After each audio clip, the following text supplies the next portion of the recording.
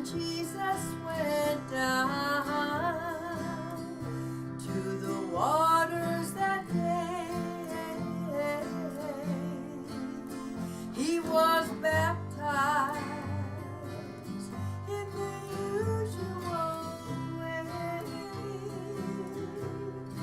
When it was done, God blessed his son. He sent down his love on the wings of a dove, on the wings of a snow white dove. He sent his pure, sweet love, a sign from above, on the wings of a dove. When troubles beset us, when they beset us, evils come, they're gonna come. The body grows weak, oh so weak, and the spirit grows numb. When these things beset us, when they beset us, never forget us. He won't forget us. He'll send down his love. He'll send his love on the wings of a dove, on the wings of a snow white dove. He sends his pure, sweet love, a sign from above, on the wings of a dove, on the wings of a snow white dove. He sends his pure, sweet love, a sign from above, on the wings of a dove, a sign from above,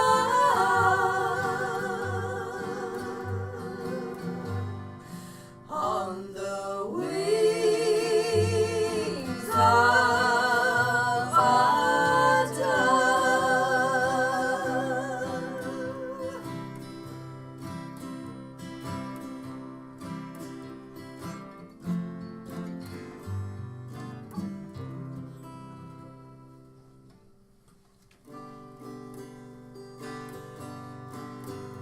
If you're up against lions and you can't climb that mountain, you're in front of the lion and can't see your way through. You gotta lift up your eyes and look to the Lord. You've gotta trust in Jesus, and this is what he said. He said, be not afraid, be strong and have courage, and be not dismayed, for I have sent thee. He said, have faith in me. In this world of darkness, don't believe what you see, for I am with thee. When you're stuck in a valley, the valley of weeping, when you're deep in that valley of the shadow of death, you gotta lift up your eyes and look to the Lord. You gotta trust in Jesus, and this is what he said. He afraid. Be strong and have courage, and be not dismayed, for I have sent thee. He said, have faith in me in this world of darkness. Don't believe what you see, for I am with thee. Don't believe what you see, for I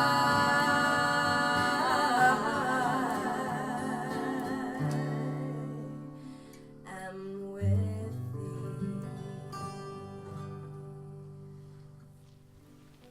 Okay, the band can take their seats now.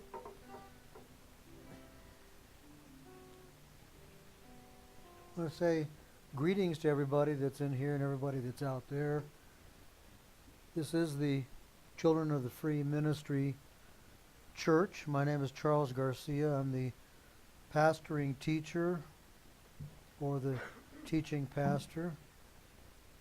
Also, this teaching can be found on YouTube and on Facebook and rerun or archives, if you will. We are in transition right now, upgrading our production and facilities and equipment and servers, and that should explain if there's any technical problems or glitches as we go. Now, I haven't pointed this out lately, but new watchers need to be told, and those that have been told need to be reminded that God is doing something. He's not just sitting around in heaven, wherever that is. I believe it's a place. He's not just sitting around up in heaven waiting for you to stop sinning, which ain't going to happen. You think the thought, you're guilty of the deed. Jesus himself told us that. And he's not just waiting for us to all get along, a la Rodney King.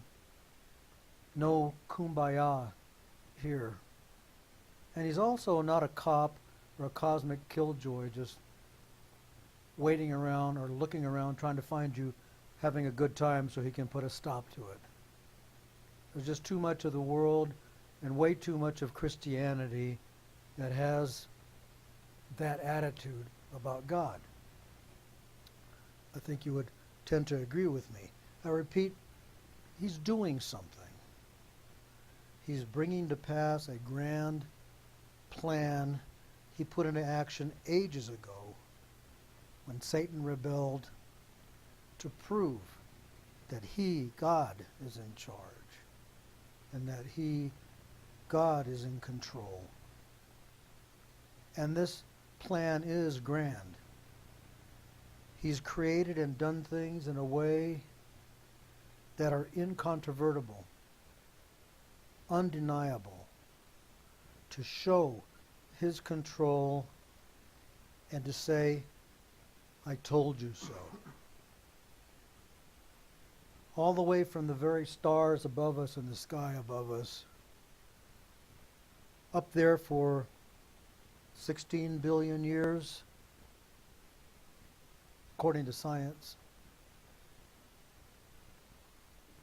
and corrupted by Satan to come to mean how creative and sensitive we all are.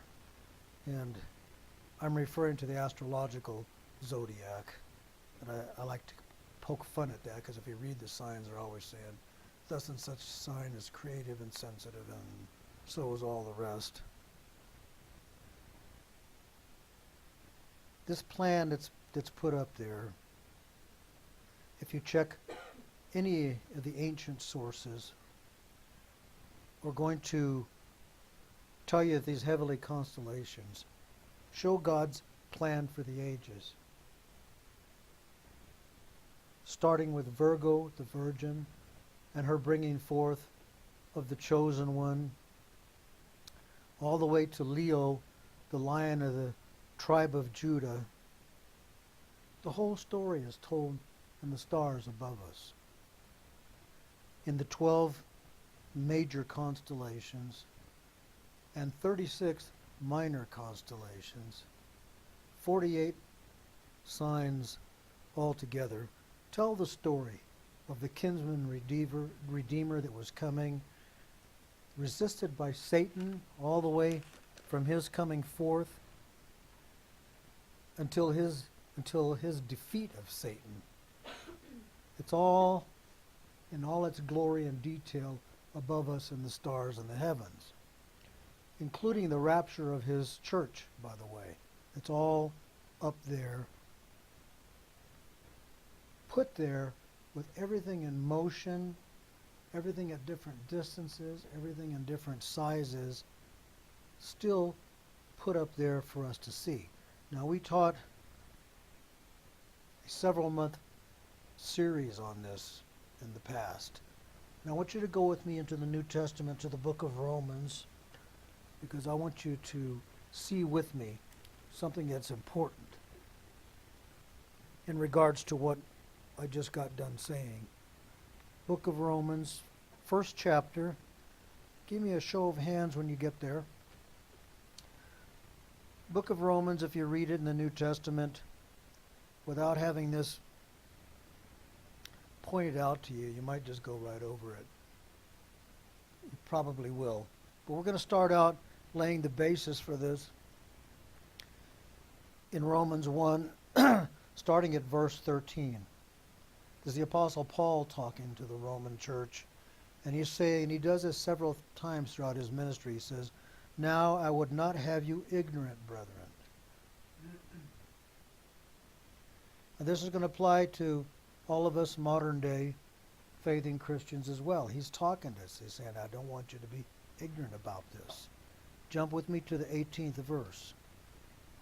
"For the wrath of God is revealed from heaven." We're talking about literally, not the place that God lives that I was talking about, but from the heavens, the stars and constellations. "The wrath of God is revealed from heaven against all ungodliness and unrighteousness of men who hold the truth in unrighteousness." Again, we're talking about the stars and the signs up there. 19th verse, because that which may be known of God is manifest in them, the stars. "For God hath showed it unto them, the ungodly." That's what they're talking about. His wrath against the ungodly is revealed up there. "For the invisible things of him from the creation of the world are clearly seen, being understood by the things that are made, even his eternal power and Godhead." It's all made by God. He put it up there somehow. Whether it was a big bang or a series of bangs, or however you want to put it, he did it up there. That's what we're talking about. 21st verse, "Because that when they knew God," way back when, the ancient sources I was referring to, they know what was being said up there. "They knew God, they glorified him not as God. Neither were thankful, but became vain in their imaginations, and their foolish hearts was darkened. Professing themselves to be wise, they became fools, and changed the glory of the incorruptible God," what he created up there, "into an image made like to corruptible man, and to birds, and four-footed beasts, and creeping things." The crab, for example. "Wherefore God also gave them up," and jump to the 25th verse, "who changed the truth of God into a lie, and worshipped and served the creature," the zodiac signs up there, "more than the Creator," the one who put it up there. God has a plan.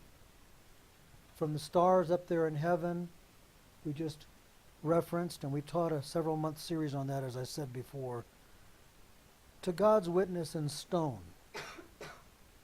in the land of Egypt, in the great pyramid that resides there, amazing wonder, built 4,000 to 25,000 years ago or more.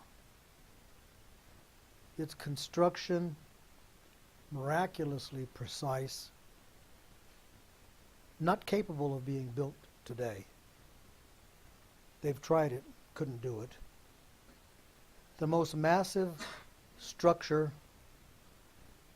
on the planet, on Earth, centered in the largest landmass on Earth, containing mathematic and scientific knowledge throughout it. Its alignment, its placement, its precision, unequaled, lined up once in 26,000 plus years with a star in Draconis, the constellation Draconis, which stands for the dragon, which stands for the devil. A star in that constellation named Thuban, which means subtle, that shines all the way down the descending passage in the Great Pyramid and symbolizes man's destiny under the influence of Satan, which is down, down, down into an upside down, unfinished pit underneath the Great Pyramid.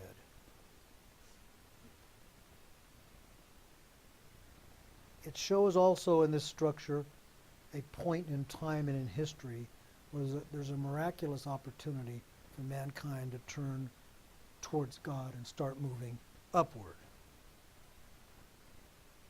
Upward, stooped under the burden of the law, passage blocked by granite blocks, 3 of them, symbolizing you can't get there this way under the law. 3, the number meaning divine manifestation, him talking to us. Or suddenly, in 33 AD, at the death and resurrection of Christ, it bursts open upward into what's called the Grand Gallery, or what in the Egyptian Book of the Dead they came to call the Hall of Truth in Light, up towards the King's Chamber.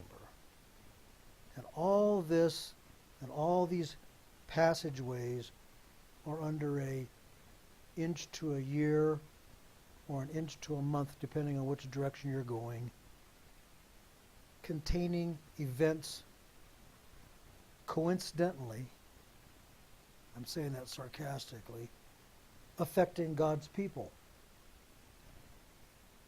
Go with me into the Old Testament, to the book of Isaiah, chapter 19.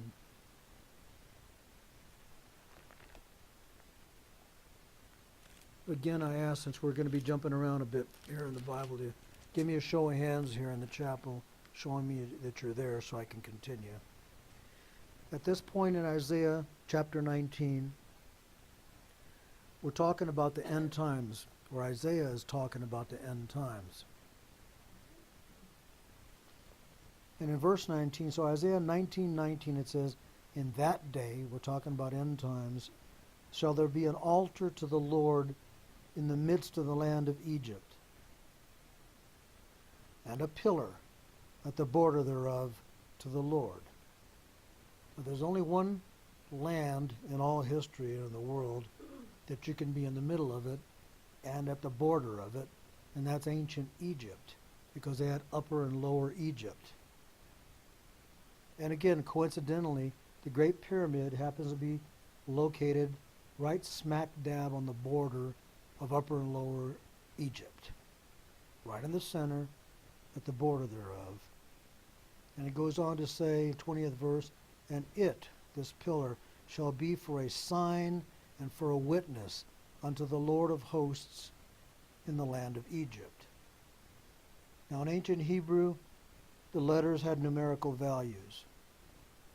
And if you take this passage in Hebrew and give it its numerical values to the letters that are in there, it comes out to a number. And the sum of that number is 5,449. Coincidentally, the height of the Great Pyramid in Egypt is 5,449 pyramid inches. Coincidence? I don't think so. So from the stars above us in the heavens to this great witness in stone that can't be changed, is carved into solid stone. I guess the stars can't be changed either, not very easily. They're out there in the heavens. All the way to the lost tribes, so-called, of Israel. Lost to history, never lost to God. He knew exactly where they were and what was going on. Where the ancient Hebrews made not one, but probably 3 exoduses. And I jokingly call them exodi. They made 3 exodi. One was under Moses overland that most of us know about, even portrayed in movies. There was another one that took place 2 centuries or more before, where the royal family moved by sea out of Egypt. And there was another one way back in the dim past where people inhabited and settled and formed tribes in the British Isles that were found there by the other exoduses or exodi when they got there. The overland exodus tribes migrated north from Egypt when they came out and disappeared to history south of the Caucasus Mountains. Exactly where and exactly when the ancient Celts, or I'll pronounce it properly, Celts, suddenly appear in history just north of the Caucasus Mountains. I'll give you 3 guesses as to who those people might be. And they migrate, conquer, and settle all the way from southeastern Europe across to northwestern Europe, over into the British Isles, and across to North America. God guiding people, nations, kingdoms, history itself to bring his word and plan that we talked about to pass. Now we're going to go to 3 quick references in the Bible in regards to this part of the lost tribes. I want you to go all the way back to the beginning, to Genesis. Genesis 49.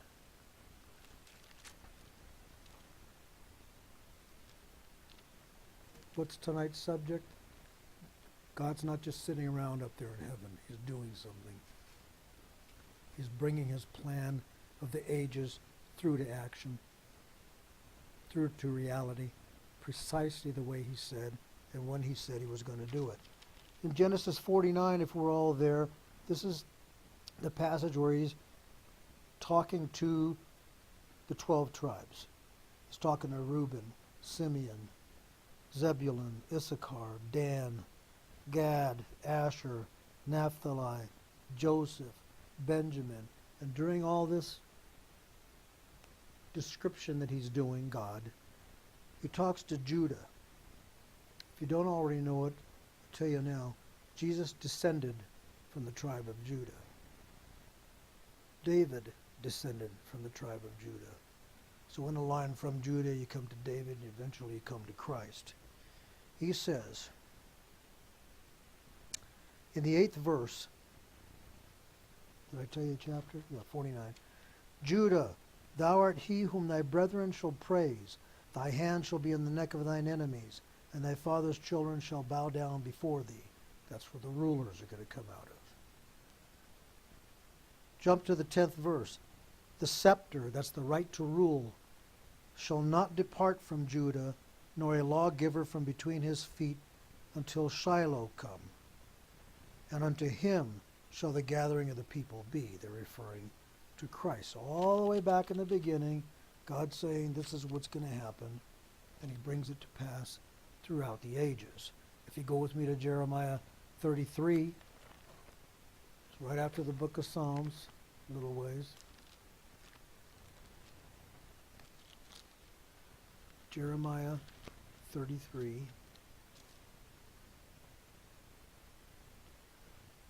Remember, it started with Judah. Jeremiah 33, if you go to verse 17, are we there? Are we there? It's going to say, "For thus saith the Lord, David shall never want a man to sit upon the throne of the house of Israel."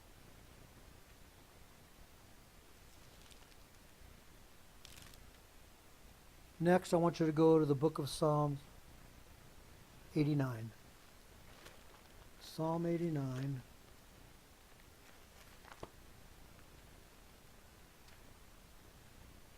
Reinforcing what he needed to accomplish with this moving of the people in the so-called lost tribes. Psalm 89.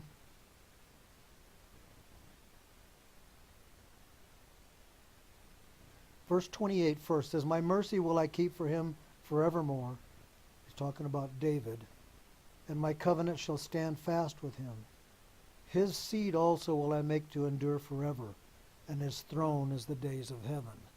No end to it. If you don't know these things and don't follow the tribes and the branches of the family throughout history as God moved them, they're lost to history, and that's why they say lost tribes.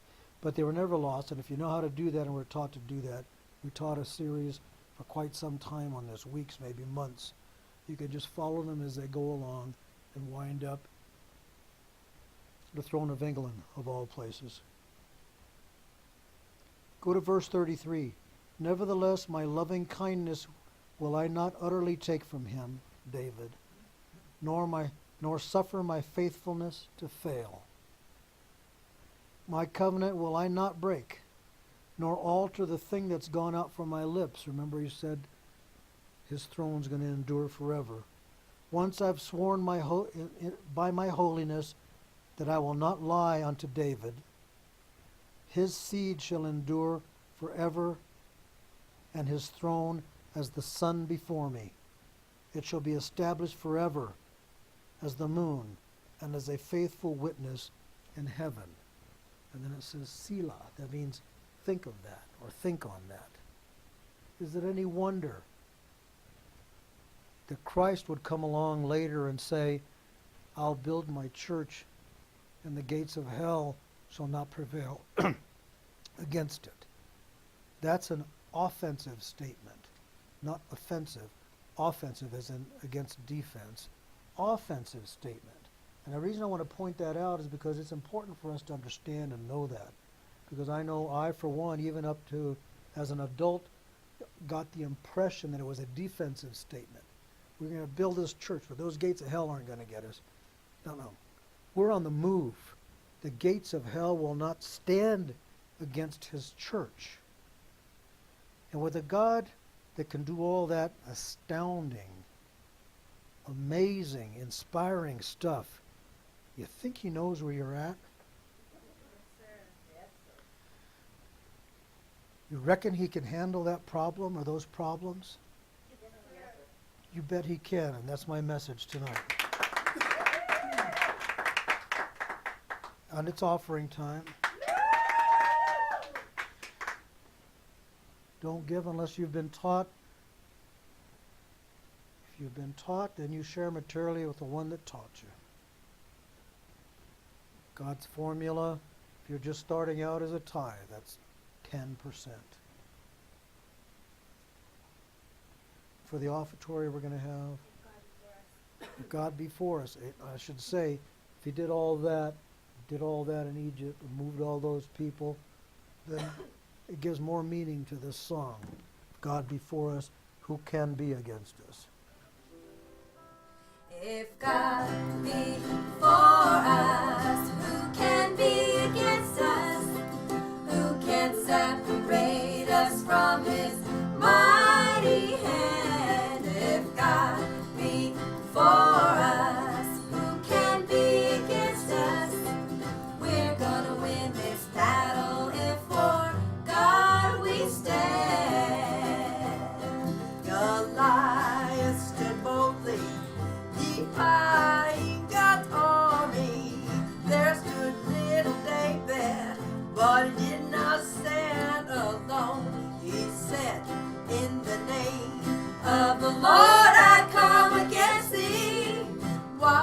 slew that giant with a sling and a stone. If God be for us, who can be against us? Who can separate us from his mighty hand? If God be for us, who can be against us? We're gonna win this battle if for God we stand. The lions were roaring so fierce and hungry, but Daniel knew the one he served was gonna bring him out. The king cried, "Oh Daniel, has your God delivered thee?" He replied, "My Lord has shut the lion's mouth." If God be for us, who can be against us? Who can separate us from his mighty hand? If God be for us, who can be against us? We're gonna win this battle if for God we stand. We're gonna win this battle if for God we stand.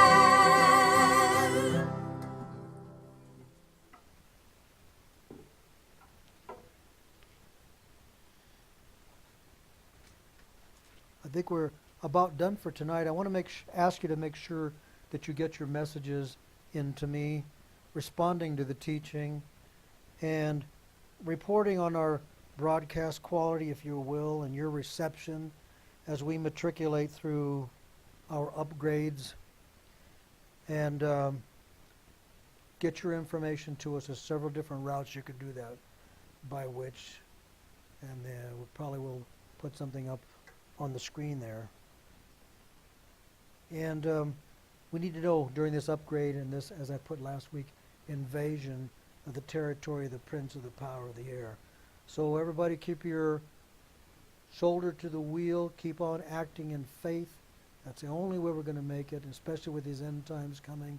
The only hope we have is to remain in faith, trusting God. If we do that, it's going to get us through and we're going to make it. So we're going to close with our theme song, because that's what I was just saying in words. Keep on walking in faith. Well, I searched and I searched for a road that led to glory. I wondered if I'd ever find my way. I was so dismayed, for the road it seemed so lonely. But then I heard a voice within me say, "You've got to keep on walking, keep right on walking, walking in the light of the Lord. You'll get to heaven someday, can only get in the faith way, walking in the light of the Lord." Well, I failed and I failed, and the Lord, He gave me mercy. I failed and He brightened up my way. I sat down to rest, for my feet had grown so weary. But then I heard a voice within me say, "You've got to keep on walking, keep right on walking, walking in the light of the Lord.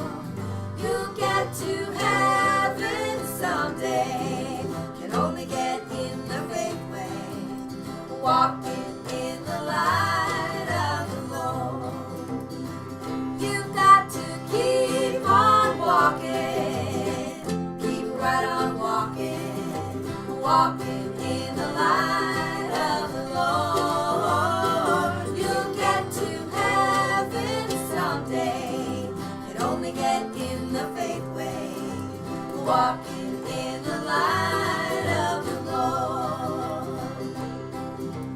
walking